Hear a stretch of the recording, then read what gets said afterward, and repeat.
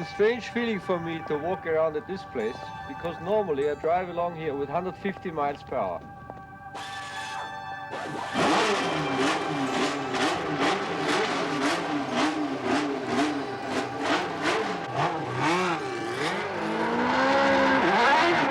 "150 miles an hour sounds pretty fast, but it's only a number. Not even racing fans can imagine just how incredibly fast Formula One cars are. So we've set up a demonstration to show you. We're going to match a Formula One car against two road cars. This 1.6-litre Ford Sierra is amongst the most advanced road cars in volume production. It's a good car with fine road holding and handling, and the top speed is over 100 miles an hour. This is one of the fastest road cars you can buy, a Porsche 928. Top speed over 150 miles an hour, and road holding and handling is as fine as modern automobile technology can make it. James Hunt, world champion in 1976, is going to drive the Sierra, and John Watson, world champion runner-up in 1982, is going to drive the Porsche. To make this a bit more fun, we're going to give the two road cars a start. First, Hunt in the Sierra.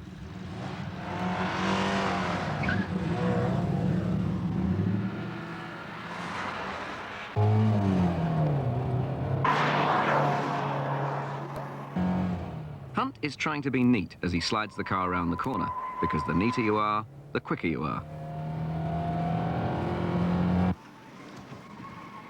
We haven't forgotten the other two cars. I think, in fact, it's about time we started John Watson in the Porsche.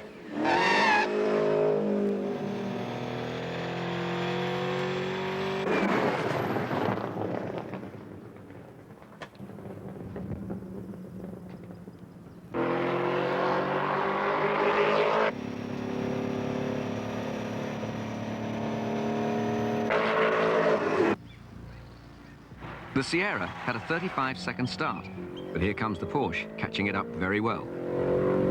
Niki's finished his coffee, so maybe it's time to see if he can catch the other two. Incidentally, Niki's driving a pre-turbo car, about 250 horsepower down on the latest ones.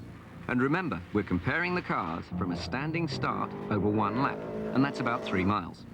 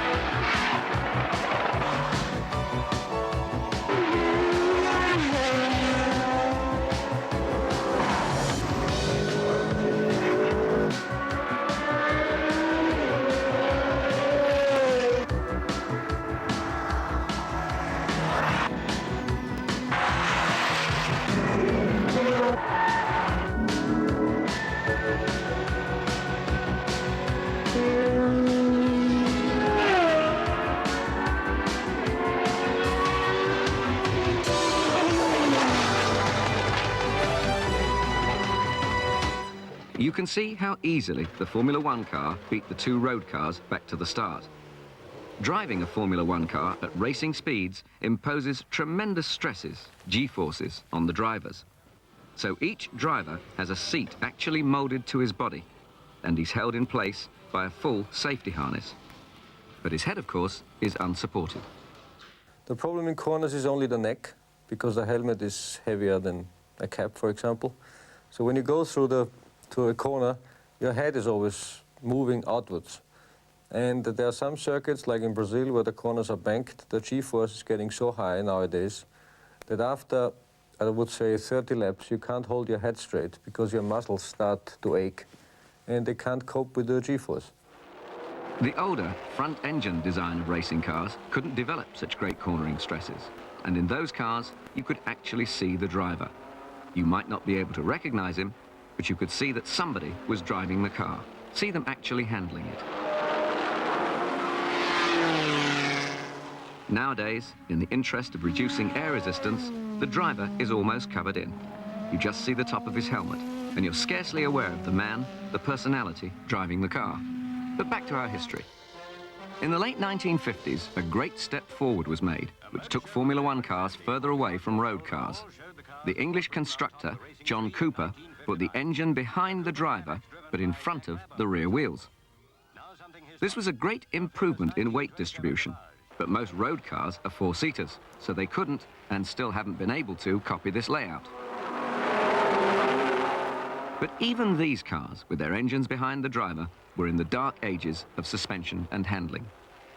A great driver of this period, Stirling Moss, said, "In those days, if the car was a bit short of grip at either end, we just let a few pounds of air out of the front or rear tyres." Older racing cars were comparatively simple. Modern ones require many people to produce them. Their research, design, development and construction is very labour-intensive. For every man you see here, there are 30 backing him up.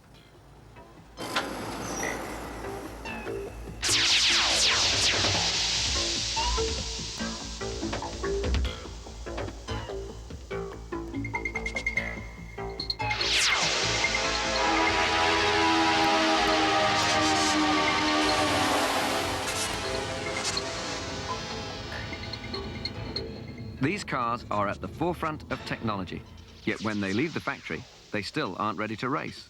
Why? After all, your road car leaves its factory ready to use. That's because it's set up for average conditions.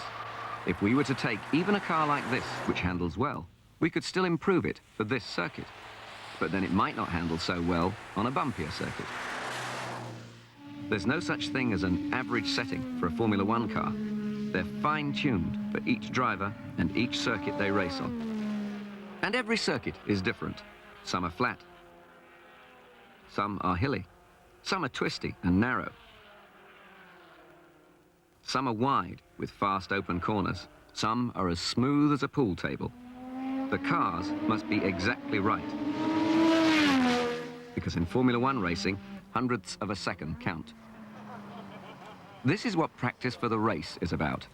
It's not like a golfer practicing his swing or a tennis player working on his serve.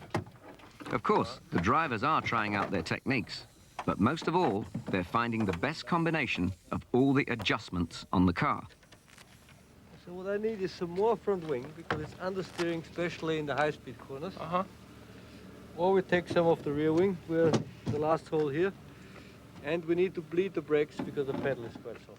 They need to adjust their aerodynamic aids, the stiffness of different roll bars, the ride height of the car, different degrees of rebound on the dampers, minute variations of the angles of the wheels.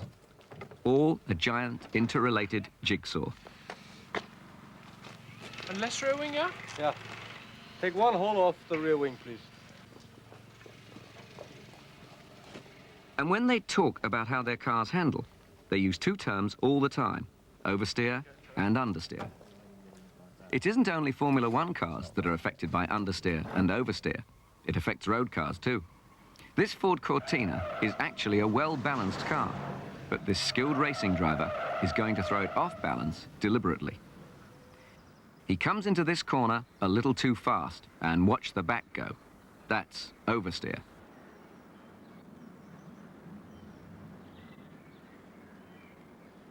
This time, he's unbalancing the front of the car. Again, his approach into the same corner is a little too fast. And although the steering is on full lock, he goes straight on. And that's understeer. Formula One drivers want the car perfectly balanced, equal grip at front and rear. Their skill in setting up the car is in achieving this perfect balance, and it's a subtle business. For example, a car with nearly 50 gallons of fuel in it on the starting grid will feel very different during the course of the race as that fuel is used and the tank empties. The good driver needs to know exactly what it takes to make the car well balanced all through the race. I mean, it's very easy to get a car which is very good in the beginning of the race because you can practice this in practice. But then when the fuel comes out and the circuit changes and the tire changes, then it doesn't handle in the other half of the race. Formula One cars need careful treatment from the driver. Some parts of them can be surprisingly fragile. the gearboxes of modern Formula 1 cars aren't the strongest, especially with all the turbo power available.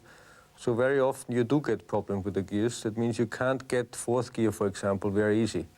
So then it's really hard to change gear.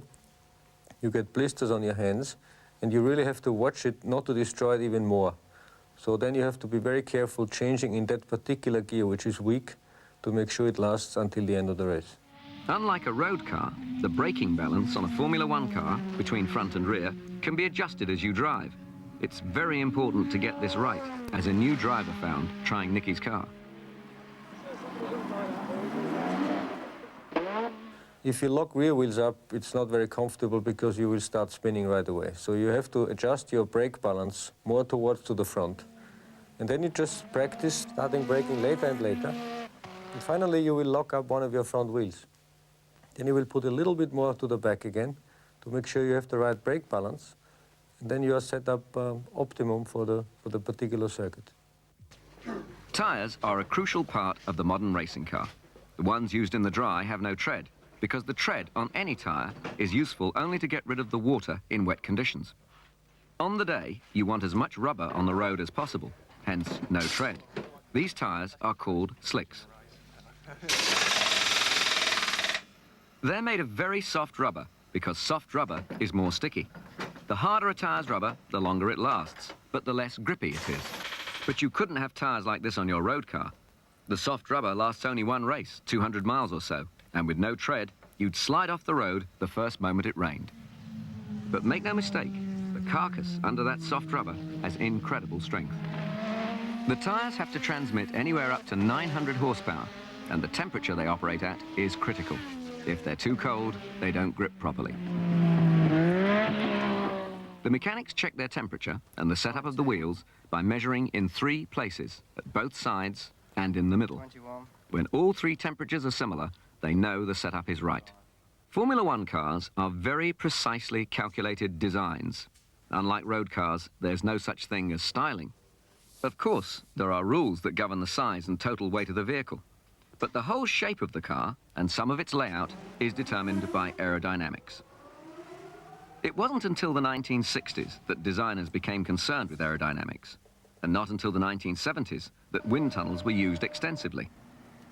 And aerodynamics is not concerned simply with reducing wind resistance, because designers soon discovered that you could use the airflow on top of the car to push it down going round corners, making it stick to the road better, and thus corner faster.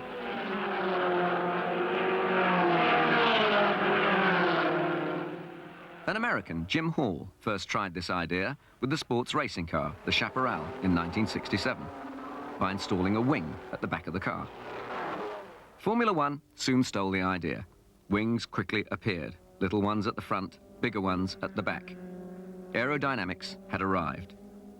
But you never get something for nothing, and wings created their own problems. The bigger the wing and the more you angle it to create downforce, the greater the drag it causes.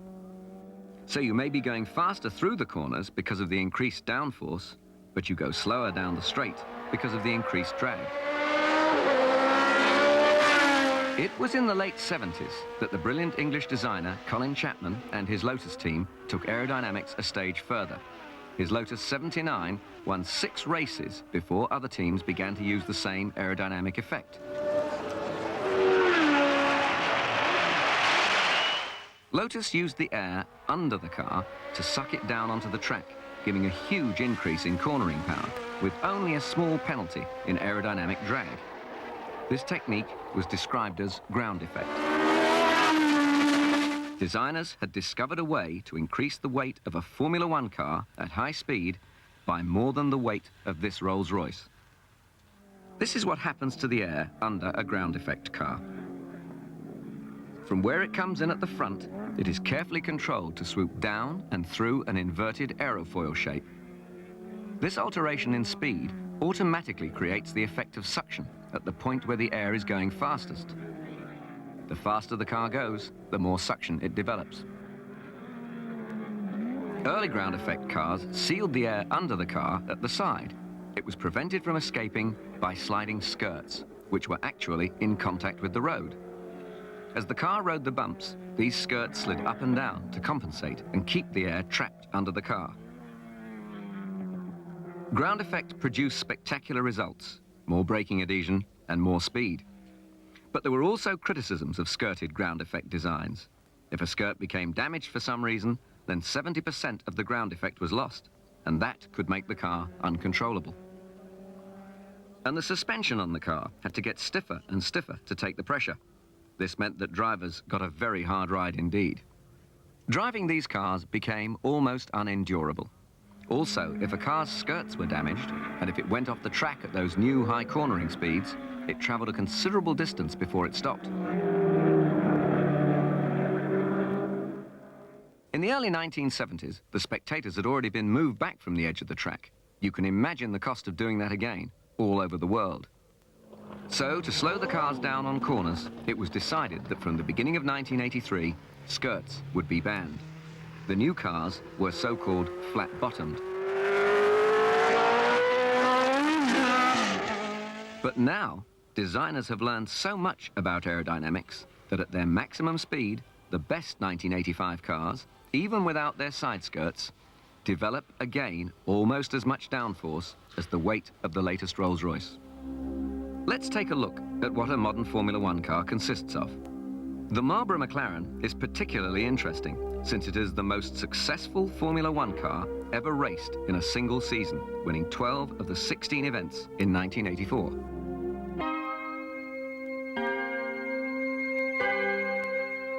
Formula One cars don't have a chassis or frame. The front section is a stressed shell, which is made not from metal, but from a lighter and stronger material, carbon fiber. This is the section of the car with the front suspension and wheels bolted to it. It has to be totally rigid, and it's the section which carries the driver. Behind the driver is the fuel tank, and then the engine. Formula One cars not only have no separate frame, but unlike on a road car, the engine is not bolted into the car. The engine itself forms the back half of the car's structure, and the rear suspension is actually bolted onto the engine. Again, unlike on a road car, the gearbox is mounted right at the back. This not only improves weight distribution, but also means that it's very accessible for the mechanics to work on.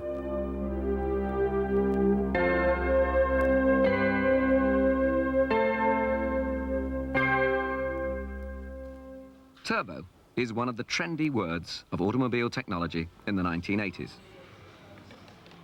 In 1977, there were no turbo Formula One cars, but by the end of the 1982 season, Brabham had won one race with its turbo, and Ferrari won the Constructors' Championship with its own turbo. And in 1984, Niki Lauda won the championship with his turbocharged McLaren.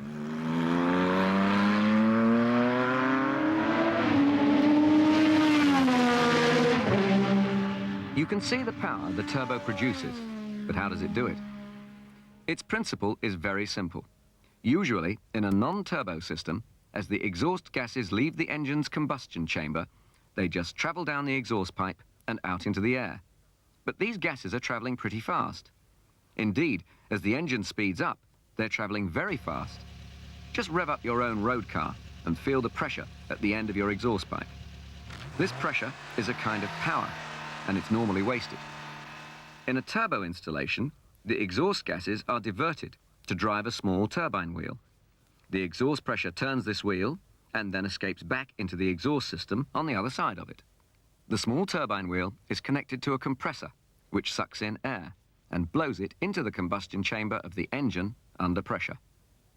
This means that more fuel is being pumped into the engine's combustion chamber, and the more fuel in there, the bigger the explosion, the greater the power. But every advance in design seems to carry some penalty, and the turbocharger is no exception. It has two problems. One is that it has little power at low speeds, because at low speeds, the exhaust gases are traveling slowly. So therefore, the turbine and compressor are traveling slowly. As the engine speeds up, the exhaust gases travel faster. So do the turbine and compressor. Then the turbo is really working. But this means that there is not the instant response and wide power range of a non-turbo engine. And turbos have had their own special reliability problems too. Early turbo cars broke down regularly.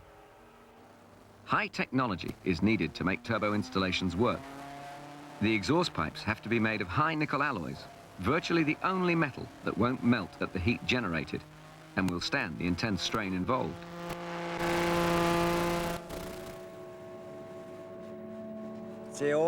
Speed and heat are the enemy of the turbo. In a Formula One turbo engine, the compressor is likely to be running at up to 140,000 revolutions per minute, and the temperature at the hottest point will be 1,700 degrees Fahrenheit. If the temperature gets out of control, then the oil breaks down, the oil seals burst, and the result is fire. And fire is one of the most deadly hazards a racing driver can face.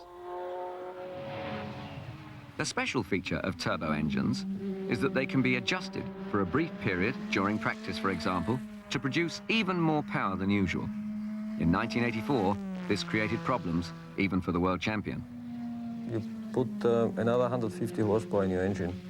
And then you have one lap to go, and most of the time you have traffic to handle, and you have to take incredible chances. And as I never had experience before running turbo cars all through a season on various circuits, I really was lacking a lot of experience from the past. So the next year will be much easier because I know exactly what to do to the car, how to adjust it, to take the extra 150 horsepower and handle well on the qualifying tires. And this was something I didn't do correct this year, so therefore I was always way back on the grid, and then I had to fight my way through because the race is something completely different. Because to set the race car up, I have a lot of experience from the past, and I know exactly what I have to do to drive quick through a race. So therefore, in the race, I was always fully recovering my bad grid position and could win a lot of races because there my experience from the past helped.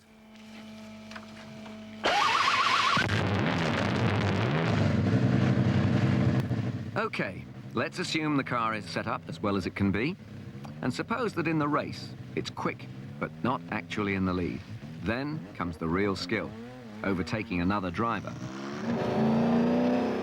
These two identical Porsche 928s are ideal for a demonstration. This isn't like on the road, where you wait for an opportunity and accelerate past the car in front. Here, the guy in front doesn't want you to get past him. And two cars can be so evenly matched that over a lap, they will be separated by as little as a few hundredths of a second. Most overtaking is done on corners or when you approach them. The basic tactic is that you outbrake the other guy.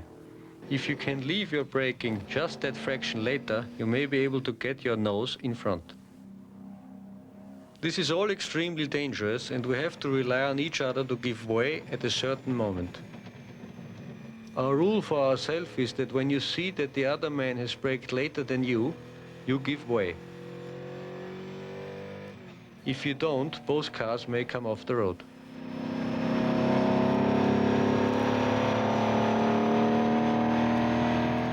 Of course, overtaking is very complex. What do you do, for example, when your car is faster through the corners, but has less power than another car? Then you have to trail the car in front through the corners, and on the straight he powers away from you. Well, if you're lucky, you can use your knowledge of aerodynamics to pass him on the straight. If you get right behind him in his slipstream, there's a partial vacuum, a kind of hole in the air resistance made by his car. That means you can speed up beyond your car's normal maximum speed and maybe sneak past him.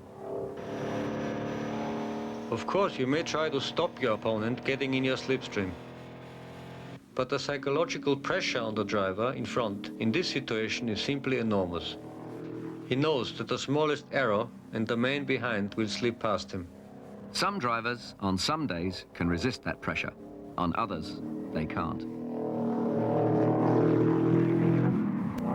You have to be ready basically for everything. Psychologically, you should never get into the areas where you don't feel well about driving or being anxious or you don't feel well. I think this is really wrong to start a race like this. So if you have to start under these conditions, you suffer so that the others will win, who are positive and quick and everything is good for them. So I think you have to try to get everything under control really before a big race.